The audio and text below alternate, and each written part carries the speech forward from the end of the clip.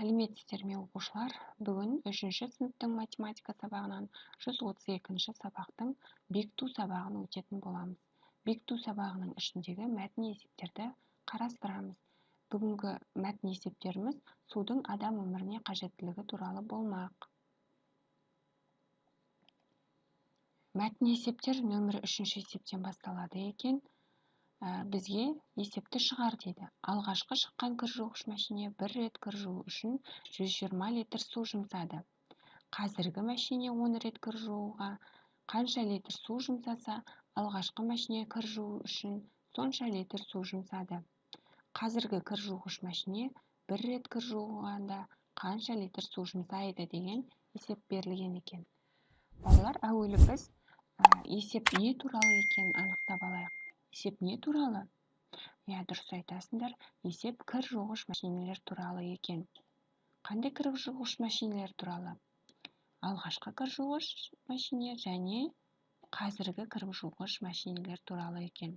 Енді алғашқы кір жуғыш мәшине туралы не дейді? Алғашқы кір жуғыш мәшине туралы бір рет кір жуу үшін 120 литр су жұмсайтын туралы айтылады екен. Келесі, алғашқы мәшине 4 рет жуу үшін қанша литр су жұмсады дейді.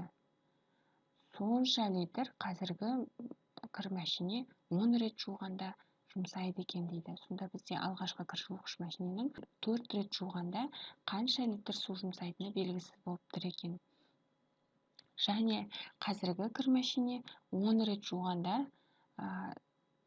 қанша жұмсаса дейді. Сонда қазіргі кір мәшиненің де 10 рет жуғанда қанша литр жұмсайтыны белгісіз болып тұр. Және қазіргі кір жуғыш мәшине бір рет жуғанда да қанша литр су жұмсайтыны белгісіз болып тұр. Сонда бізде есеп екі амалмен шығайын деп тұр екен балалар. Әуелі есептің шартын, шешуін, жауабын жазып өтейік. Есептің шартын жазатын болсам, алғашқы кір жуғыш мәшине бір рет жуғанда 120 литр,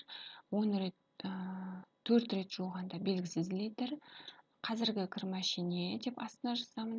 Бір рет жуғанда белгісіз литр, 10 рет жуғанда тағы да белгісіз литр деп жазамын. Және қазіргі кір мәшине 10 рет жуғанда қанша литр су жұмсаса, алғашқы кір мәшине 4 рет жуғанда сонша литр су жұмсады деп тұр. Сондықтан мен мына жерге сонша деп жазып қоямын.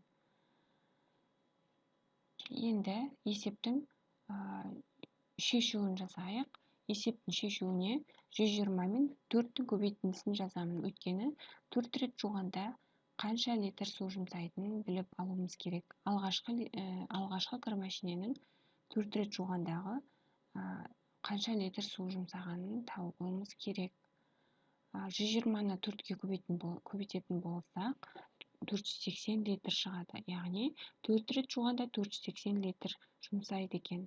Ал қазіргі кір мәшине 10 рет жуғанда да 480 литр жұмсайды екен. Сонда біз қазіргі кір мәшиненің 10 рет жуғанда 480 литр жұмсайтынын білдік.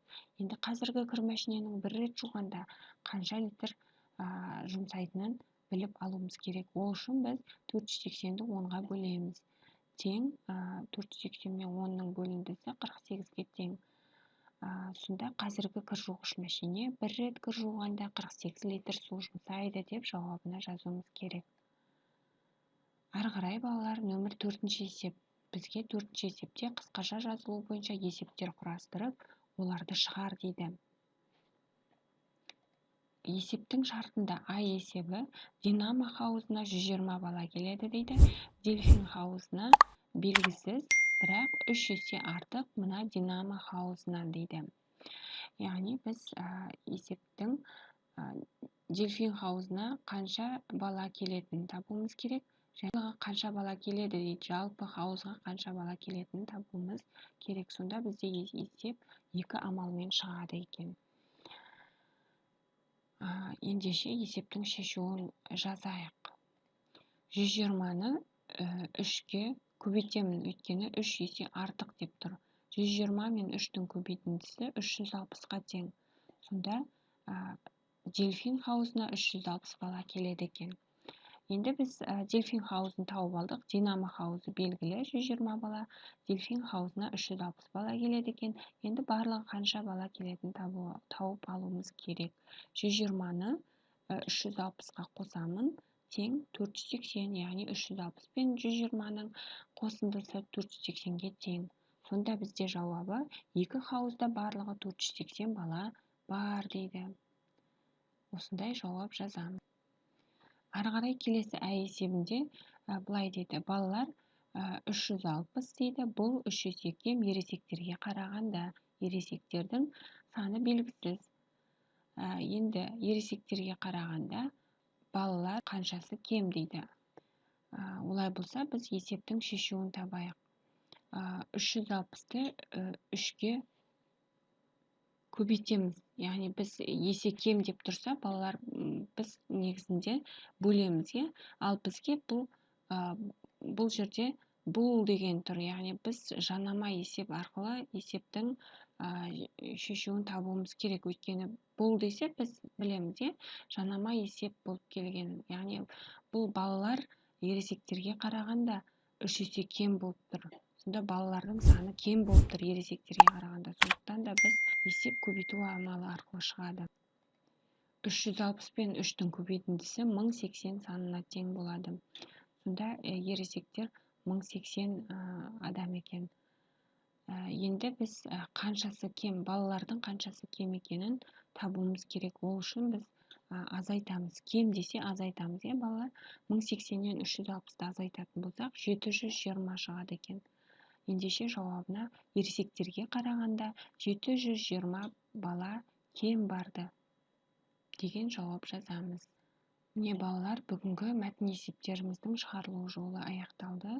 Егер де видеомыз ұнаса, арнамызға тіркеліп, лайк басып, комментарий бөліміне пікір білдіре кетіңіз. Сау болыңыздар.